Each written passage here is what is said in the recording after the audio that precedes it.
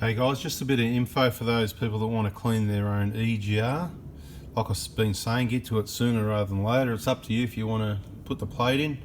You know, if you want to check the legalities or whatever. I'm not a lawyer, so I'm not telling you what's legal or not. I can just tell you that the plate works. A lot of people do it, and it seems to be the norm now. The plate with a 7mm hole, it works really well. No whinging about whether it works or not. It works really well.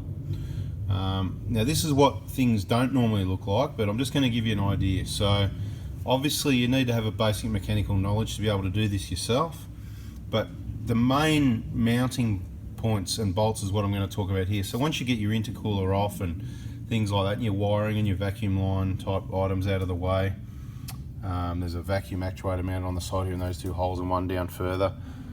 This will come off as an assembly. The main mounting bolts are the three at this end here, as you can see, one on the left, 1, 2, 3, okay, around there.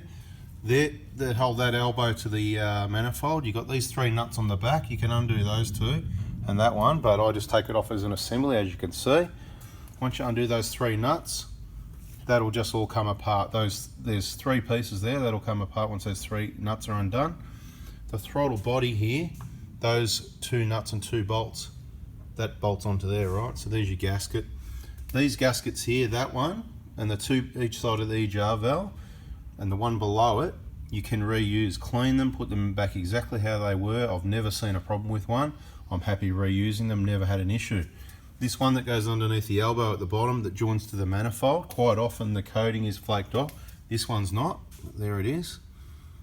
All right, that one's not, but quite often the coating is flaked off, so I replace those because it's too deep in the job. You don't want to have to go back in there if you've got a leak or an oil weeping out or whatever, and that's what you don't want down at that area there.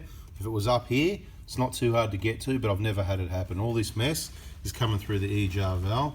Hopefully, it's got a lot of blow-by going on. Look, hopefully what we do now is going to sort out that a little bit for the future, but that's another story. So EGR valve, right? So those three mounting points, there's also, if you look around here, there's a bolt that goes through there into a stay on the that's mounted to the head, a bracket there, you'll find that. So 1, 2, 3, 4, and you have to get to these two upside down 10mm bolts that go on the bottom of the EGR valve. That's where the EGR cooler comes up and it joins onto the bottom of the EGR valve, right? Two 10mm bolts, 10mm heads there, 6mm diameter. When we talk about sizes, I always give you the bolt head size. We don't need to tell you what the thread is. We're not talking about that. So don't think, oh, he's a clown, he tells me they're 10 when they're 6s. We're talking about the size of the bolt for you to get your tools ready. So 10mm, upside down, quite fiddly and hard to get to.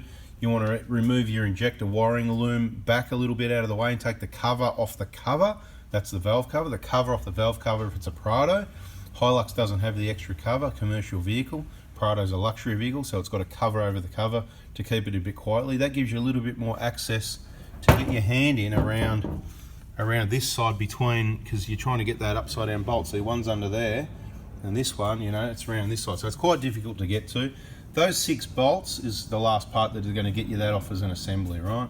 As I said, it's just 3 nuts, so not that hard. There's plenty of other plugs and bibs and bobs, you know, there's a plug right here, you know, and there's, you know, a couple of plugs on that one, but you just need to work that part out. You've got to be able to work out the basics. If you can't, then don't do it. But if you're looking at it going, I wonder what holds all that on, I hope I've just covered what holds it on. That's about it. All right, guys, hope that helps. See ya.